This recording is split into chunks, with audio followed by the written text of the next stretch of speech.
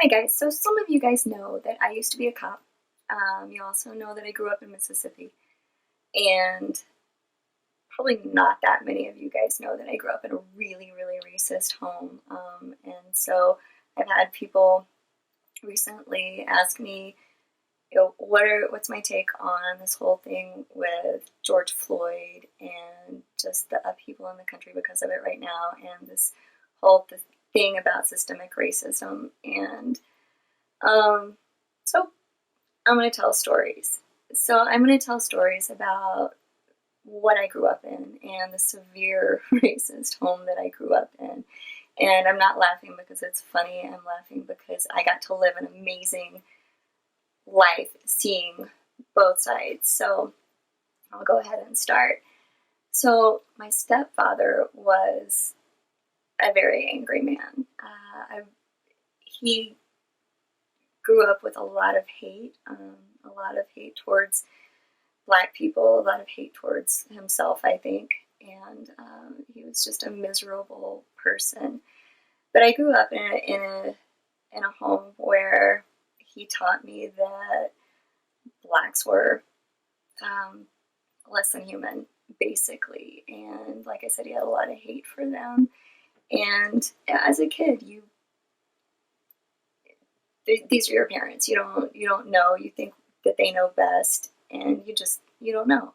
You're supposed to trust them.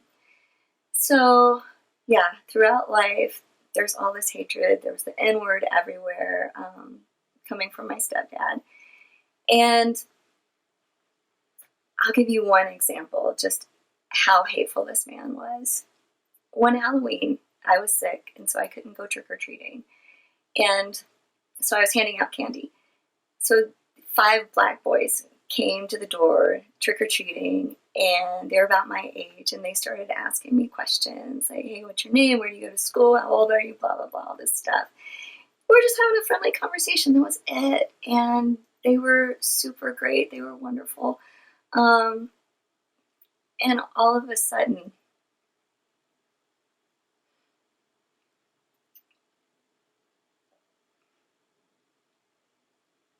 I feel my stepdad grab me by the back of the collar, pull me back inside the house, slam the door in their faces, and yell at me, "What the fuck are you doing talking to them? Don't you know all they want to do is fuck a white girl?" And it struck me as horrible and not funny, but that never came up. Nothing. They never hit on me. Nothing. Um, but it's one of my biggest regrets in life is I didn't know those guys. I never got a chance to apologize to those guys. I know that. I've carried that with me my entire life, and I hate that I never got a chance to apologize to them. Um, so that's just one example. But so yeah, there's an example of just how awful my stepdad was, how racist he was. And so, um, funny thing happened.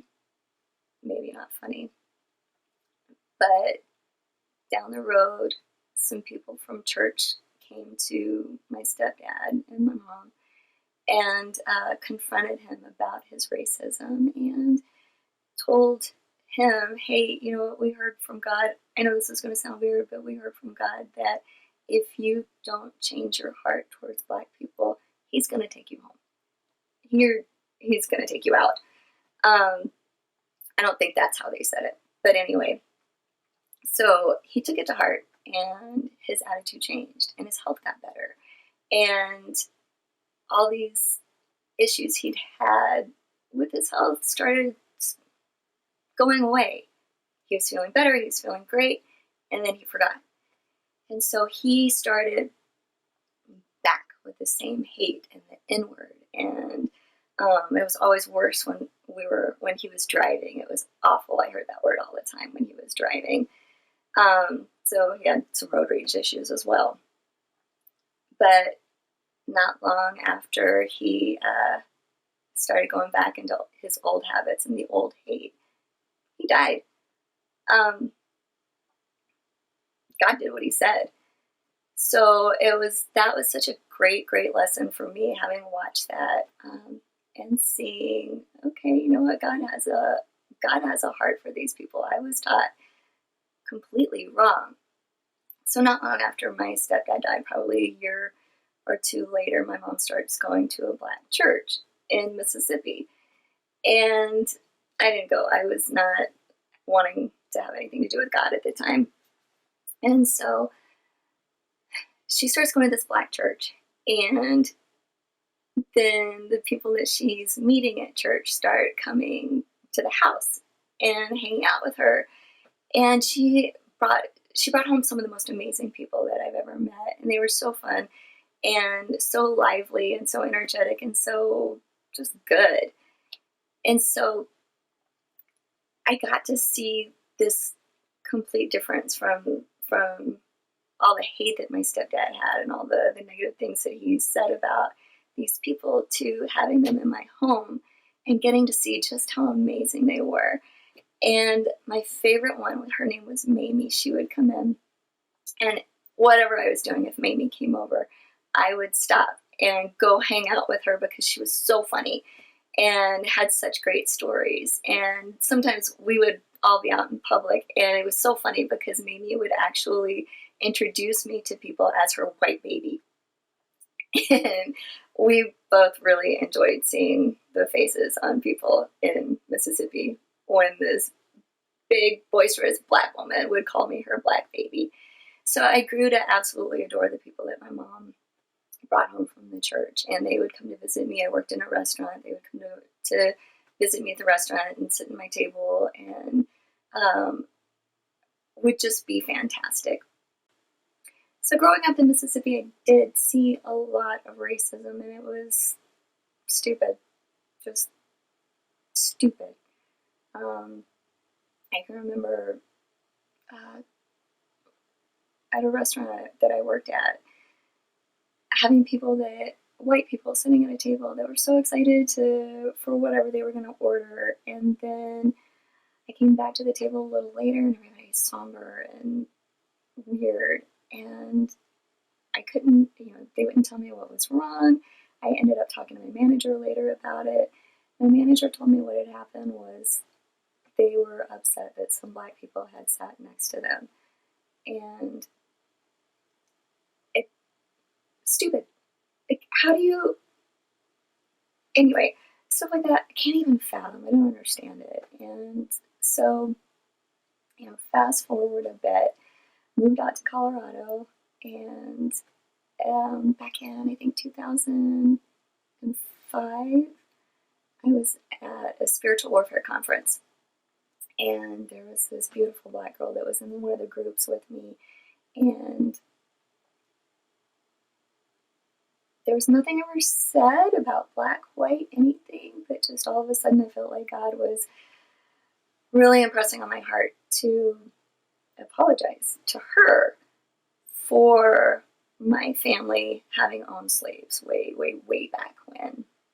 And so I did, and it was weird and awkward, but beautiful. And I can't even begin to tell you like what a great feeling it is to be able to say, hey, you know what, I didn't do this, my family did, and it might not have even been to your family, but forgive me, and can I pray for you? And that stuff like that brings healing. So fast forward some more, I ended up becoming a cop, and the media tells you that all cops hate black people and we just want to murder them. And I'll tell you this, I saw a lot of racism in Mississippi. I didn't see any of it white to black when I was a cop. And in fact, so many of the people that I knew who were cops did their best to try and negate what the media was portraying, what that narrative was, that all cops hate black people. You hear stories of moms telling their children, be careful because if you meet a cop, they're going to try and kill you. That's not true. In fact,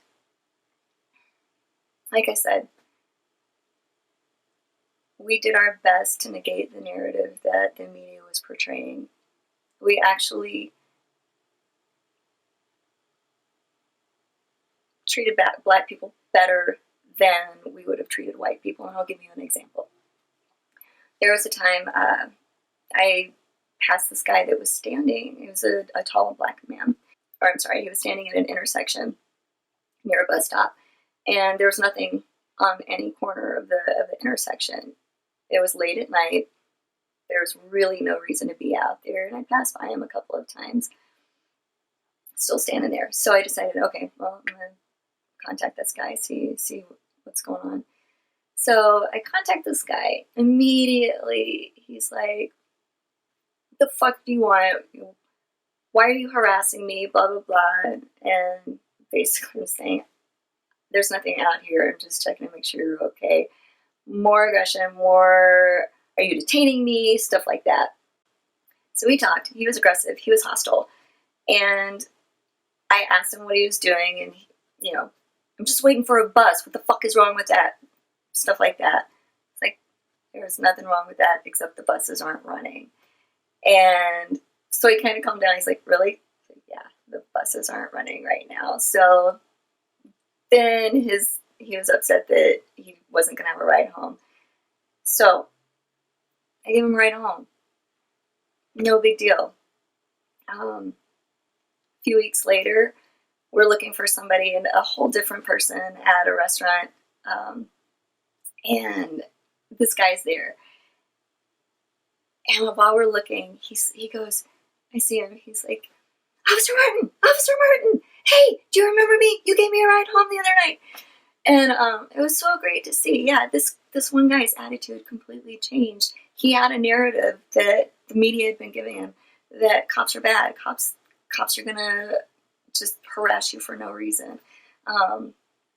When actually I just wanted to help, and that was most of the cops that I know. Had that been a white guy that treated me that aggressively, I wouldn't give him a ride home. There's no way. But because there is this narrative and this lie that's being told, most of the cops that I know do the same thing. We try and make things better. There are bad cops. Yeah. What happened to George Floyd astounds me, and astounds all the cops that I know.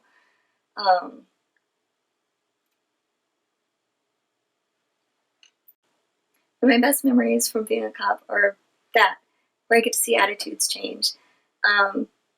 Or for the black man that sent me a thank you email for treating him respectfully on a DUI stop, where his driving made it seem like he might be drunk, but roadsides said he wasn't. And so I let him go, and no charge, nothing. So that, getting a thank you for that, getting a little crayon drawing from a little black girl of a female police officer, and her saying, "I want to be like you when I grow up." So it's stuff like that. Those were my favorite memories.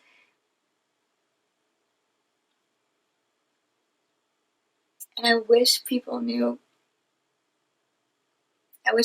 just how much cops really are trying to change the narrative that the media is telling you, the lies that the media is telling you.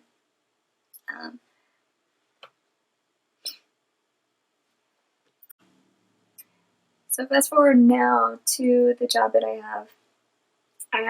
I work with some kids that have some issues, and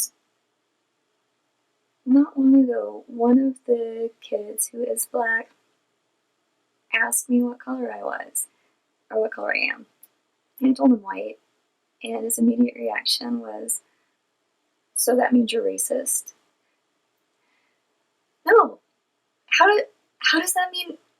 In what world would just because I'm white mean that I'm racist? But that's what we're teaching kids now, is if you are this, then you are that. And I think it's sad what the media has done. And I don't know that there's anything I can do to change it. It's too far reaching, and too many people buy into it.